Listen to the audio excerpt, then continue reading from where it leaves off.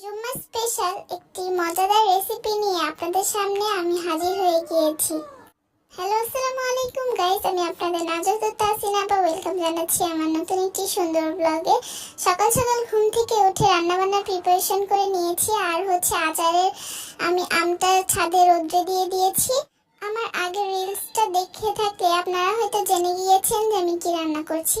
হ্যাঁ গাইস, আমি রান্না করছি বিরিয়ানি, বিফ বিরিয়ানি রান্না করছি নিজের মতো করে। তো এখানে আধা কেজির একটু বেশি, প্রায় 1.5 কেজির মতো গরুর মাংস ছিল। সেটাতে টক দই, আদা রসুন বাটা, মরিচ গুঁড়া, লবণ, একটু মশলা আর রাঁধুনির বিরিয়ানি মশলা থেকে মশলা দিয়ে তারপরে একটু ধনিয়া গুঁড়া, জিরা গুঁড়া, একটু গরম মশলা গুঁড়ো এক্সট্রা অ্যাড করে আমি ভালোভাবে ম্যারিনেট করে নিচ্ছি। আচ্ছা হ্যাঁ, এখানে টমেটো সস আমি কিছুটা ইউজ করেছি, বেশি ইউজ করিনি। বেশি ইউজ করলে বেশি মিষ্টি মিষ্টি হয়ে যেতে পারে, তাই একটু কম পরিমাণে ইউজ করেছি। তো সব কিছু ভালোভাবে হাতে মেখে এখন আমি রেস্টে রেখে দিব।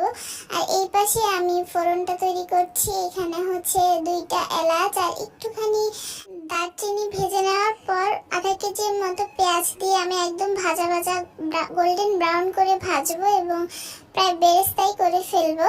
তো দেখতে পাচ্ছেন কত সুন্দর করে ভেজে নিচ্ছি। আসলে আমি পেঁয়াজটা অত কুচি করে কাটতে পারি না, পেঁয়াজ কাটতে আমার বিরক্ত লাগে।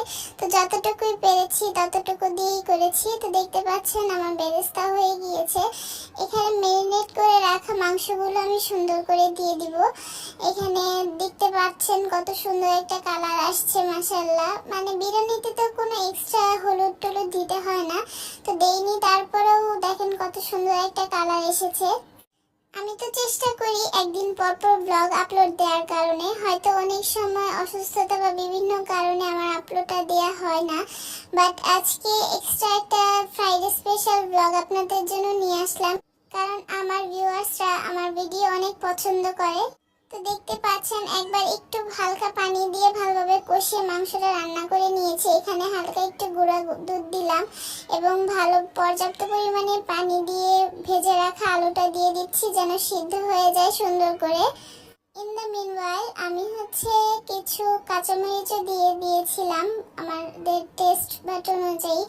কাঁচামরিচগুলো আস্তে আস্তে দিয়েছি যেন ঝালটা বেশি না হয়ে যায়। তো সবাই সবার টেস্ট বাট অনুযায়ী ঝালটা কমিয়ে বা বাড়িয়ে দিতে পারেন। তো এখানে আধা কেজির একটু বেশি চাল আছে, তো সেইটা দিয়ে এখন ভালোভাবে মিক্স করে ভেজে নিতে হবে।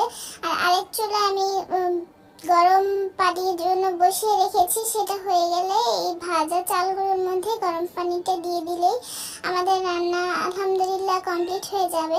তো দেখতে পাচ্ছেন কত সুন্দর করে ভেজে নিয়েছি। আমি আপনাদেরকে সুন্দর সুন্দর ব্লগস এবং ভিডিও রিলস সবকিছু দিয়ে আমি আনন্দিত করতে চাই এবং বিনোদন দিতে চাই। আশা করি আপনাদের সবারই আমার ভিডিওগুলো ভালো লাগে। ভালো লাগলে অবশ্যই কমেন্টসে জানাবেন এবং ভুল ত্রুটি হয়ে থাকলে অবশ্যই ক্ষমা সুন্দর দৃষ্টিতে দেখবেন। তো এখানে আমি পর্যাপ্ত পরিমাণে পানি দিয়ে দিয়েছি এবং আমার চালটা খুব সুন্দর করে ফুটে গিয়েছে। আমার এটা অনেক ঝরঝরে ছিল, একদমই কোনো সমস্যা হয়নি। পারফেক্ট একদম হোমমেড বিরিয়ানি বলা চলে। দোকানের মতো তেমন কোনো তীব্র না আছে তেল, না আছে বেশি স্মেল। এই বিরিয়ানিটা স্বাচ্ছন্দ্যে অনেকটুকু খাওয়া যাবে। এখানে আপনাদের দেখানোর জন্য সুন্দর করে আমি প্লেটিং করে নিচ্ছিলাম। সালাদ ছিল, কিছু পেঁয়াজ টিয়াজ ছিল, সবকিছু দিয়ে। তো এইটা দেখতে পাচ্ছেন আমার ডিলিশিয়াস বিরিয়ানি রেডি।